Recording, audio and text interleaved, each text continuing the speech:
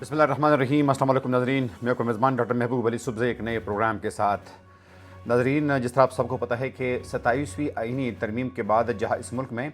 बहुत ज़्यादा आवाज़ें उठी और लोगों का ये ख्याल था कि इस तरमीम के बाद जो है एग्जेक्टिव के पास लामहदूद इख्तियारात आ गई है और अब अदलिया जो है वो बाकायदा एग्जेक्टिव की मातहत आ गई है। इस तरमीम के पास होती है जिस तरह सबसे पहले सुप्रीम कोर्ट ऑफ पाकिस्तान के दो मुअज़्ज़ज़ तरीन जजेस जस्टिस अतहर मिनल्ला और जस्टिस मसरूर अली शाह ने इस्तीफ़ा दिया, तो उसके बाद ये तवक्को की जा रही थी कि आला अदलिया की मज़ीद जजेस जो है वो भी मुस्ताफ़ी होंगे। उसके बाद लाहौर हाई कोर्ट के एक मुअज़्ज़ज़ जज ने इस्तीफ़ा दिया, तो हम अब खबर आ रही है कि आला अदलिया के 4 मज़ीद जजेस जो है वो अनकरीब मुस्ताफ़ी होने का फ़ैसला कर चुके हैं। इस हवाले से ये तफसीलात भी आ रही है कि ख़ास तौर पर उनका ताल्लुक़ जो है वो इस्लामाबाद हाई कोर्ट से हो सकता है और ये वो जजेस हैं जो कि अब बाकायदा उन्होंने अकाउंट्स ऑफिस से रब्ता भी किया है ज़राए के मुताबिक, और ये लोग इस हिसाब किताब लगा रहे हैं कि अगर वो मुस्ताफ़ी हो जाते हैं फ़ौरी तौर पर तो क्या उनके करियर पर उसके क्या असरात होंगे, क्या उनको पेंशन और दीगर मराहत मिल सकती है या उनको मज़ीद इंतज़ार भी करना पड़ेगा। तमाम ज़राए कम अज़ कम इस बात को ज़रूर कन्फर्म कर रहे हैं कि 4 जजेस जो है वो एहतजाजन मुस्ताफ़ी होने का फ़ैसला कर चुके हैं। ख़ास तौर पर जो 27वीं आईनी तरमीम में जहाँ दीगर तब्दीलियाँ लाई गई है, एक आईनी अदालत कायम करने का फ़ैसला किया गया है, जबकि साथ में जो पाकिस्तान के मुख्तलिफ़ हाई कोर्ट्स है तो उससे जजेस की ट्रांसफ़र का फ़ैसला जो है वो भी इस तरमीम में शामिल है, क्योंकि इससे पहले जो क़वानीन शामिल थी उसमें यह था कि हाई कोर्ट का कोई भी जज उनकी मर्ज़ी के बगैर किसी दूसरी अदालत में ट्रांसफ़र नहीं हो सकता था। तब अब 27वीं आईनी तरमीम में ये तमाम इख्तियारात जो है ये एग्जेक्टिव को दी गई है और अब एग्जेक्टिव की मर्ज़ी के बगैर कोई भी जज जो है वो किसी भी अदालत में बाकायदा तौर पर ड्यूटी सर अंजाम नहीं दे सकता जब तक कि एग्जेक्टिव की मर्ज़ी ना हो। अब अगर मसलन अगर पेशावर हाई कोर्ट का कोई जज है या फिर इस्लामाबाद हाई कोर्ट का कोई जज है तो ये एग्जेक्टिव के पास इख्तियारात है कि वो जुडिशल काउंसिल पर प्रेशर डाले और उसके बाद उस जज का तबादला जो है वो सिंध हाई कोर्ट में कर दे, बलूचिस्तान में कर ले, या उनका जहाँ पर भी दिल चाहे तो वो उनका तबादला कर सकते हैं। इसलिए जो जज साहिबान है तो एहतजाजन मुस्ताफ़ी होने का फ़ैसला कर चुके हैं और उनके मुताबिक ये जो अदलिया की आज़ादी इस मुल्क में कायम थी, जो एक चेक एंड बैलेंस का निज़ाम कायम था, तो अब उसको छेड़ा गया है और अब उनके लिए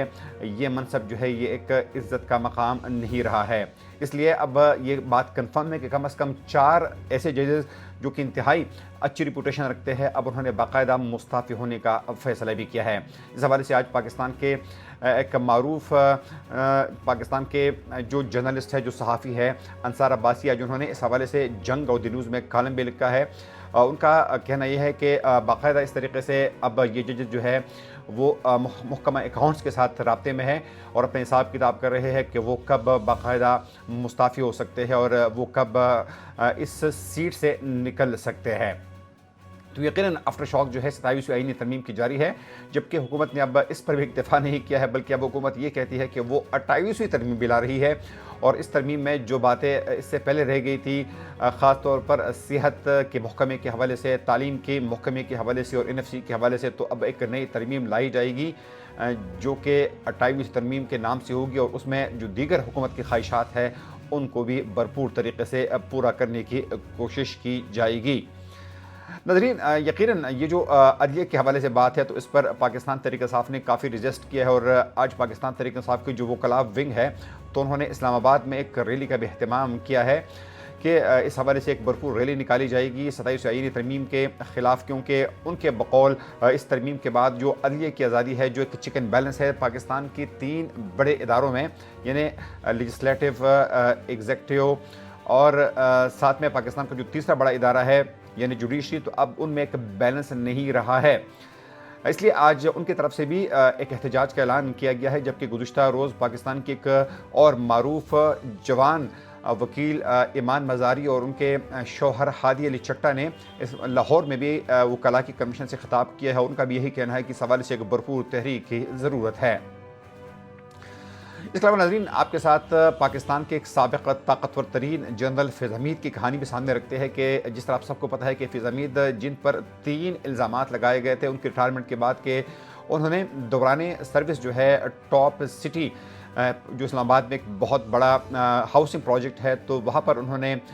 करप्शन करने की कोशिश की थी, उनके मालिक को ज़दोकोब करने की कोशिश की थी, उनको प्रेशराइज़ करने की कोशिश की थी कि उनको और उनके भाई को, जो कि बुनियादी तौर पर एक पटवारी थे, उन के प्रेशर में, मालिक को प्रेशर में लाने की उन्होंने कोशिश की थी और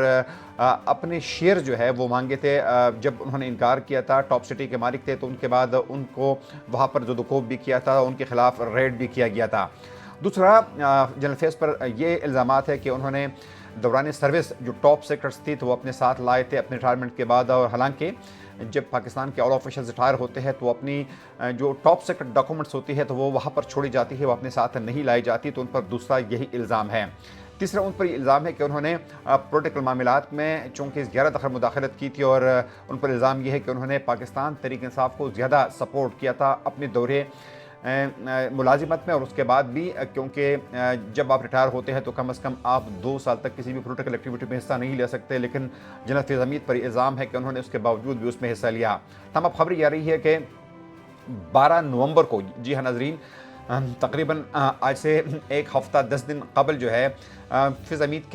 का ट्रायल जो है, उनके तमाम प्रोसीडिंग जो है वो मुकम्मल हो गई है, और अब जनरल फैज़ हमीद जो है उनके वकला को जो डिफेंस का राइट दिया गया था तो वो भी हो चुका है, और अब मज़ीद गवाहान जो इस केस में जितने भी पेश होने थे तो अब मज़ीद गवाहान की ज़रूरत नहीं रही, इसलिए इस केस पर फैसला महफूज कर दिया गया है। जो कानूनी माहिरीन है तो उनके मुताबिक जनरल फैज़ हमीद को गो के ज़्यादा बड़ी सज़ा ना मिले, लेकिन किसी भी फ़ौजी जर्नल के लिए, किसी भी फ़ौजी ऑफिसर के लिए जो सबसे बड़ी सज़ा हो सकती है वो ये हो सकती है कि आप उनका कैरियर ख़त्म करें, यानी उनके जितनी भी रैंक्स होते हैं, उनकी जितनी मराहत होती है वो तमाम बंद करें, तो ये उनके लिए सबसे बड़ी सज़ा होती है। शायद प्रिजन की सज़ा इतनी सख्त ना हो उनके लिए, लेकिन अगर उनके रैंक्स छीने जाते हैं, उनका सर्विस स्ट्रक्चर जो है वो पूरा का पूरा ख़त्म कर दिया जाता है, तो यकीनन ये बहुत बड़ी सज़ा होगी।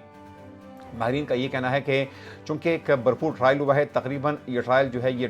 1.5 से पौने 2 साल तक चला है, जिसमें कई गवाहान को पेश किया गया है, ख़ास तौर पर उस वक्त के जो फैज़ हमीद के दौर के जितने भी ऑफिसर्स थे, जिसमें आज़म खान शामिल थे, जिसमें साबिक़